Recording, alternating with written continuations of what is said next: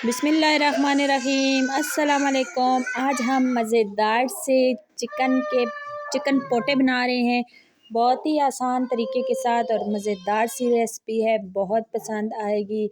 पसंद आए वीडियो तो उसको लाइक करें, शेयर करें, चैनल पे नए हैं तो चैनल को सब्सक्राइब करें। तो शुरू करते हैं चिकन पोटा बनाना।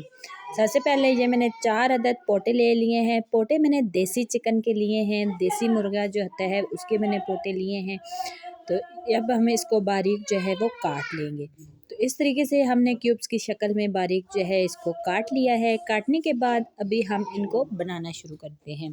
सबसे पहले कढ़ाई के अंदर हमने डालना है कुकिंग ऑयल।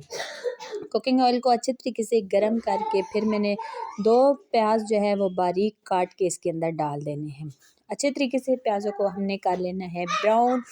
जब प्याज हमारे जो है वो कलर चेंज करना शुरू हो जाएंगे, अच्छे तरीके से इस तरीके से ब्राउन हो जाएंगे, तो फिर हम ये जो पोटे हैं वो इसके अंदर डाल देंगे। तो चिकन पोटा बनाना बहुत ही आसान है। इस तरीके से आप घी में इसको रोस्ट करेंगे तो ये इसकी स्मेल जो है वो ख़त्म हो जाएगी और मज़ेदार सा जो है वो पोटा बन के रेडी होगा। हाँ, 1 टेबलस्पून भर के हमने लहसुन का पेस्ट ऐड किया है इसके अंदर और फिर हम इसको भूनेंगे।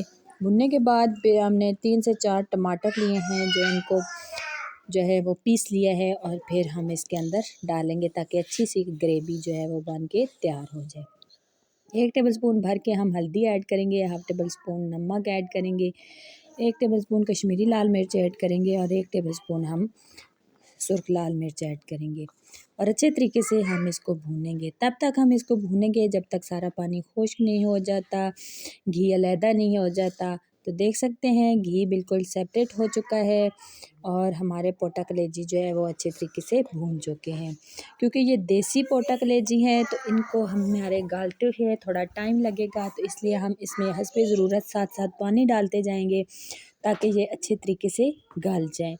दूसरे पोटा कलेजी तो जल्दी गल जाते हैं, लेकिन ये थोड़ा सख्त होता है क्योंकि ये देसी पोटा है, तो इसको बनाने में थोड़ा सा टाइम लगता है। और जो है इधर ही साथ हमने जो है ये सब्ज़ प्याज थे हमारे पास, वो हमने बारीक काट के वो डाले हैं। इस टाइम से पोटा कलेजी में ये प्याज डालने से इसकी स्माइल ख़त्म हो जाती है और फ्लेवर में जो है वो ज़्यादा खूबसूरती आ जाती है। तो इसी तरीके से हमारे जो है वो पोटा कलेजी बन के जो है वो रेडी हो चुके हैं, भून चुके हैं।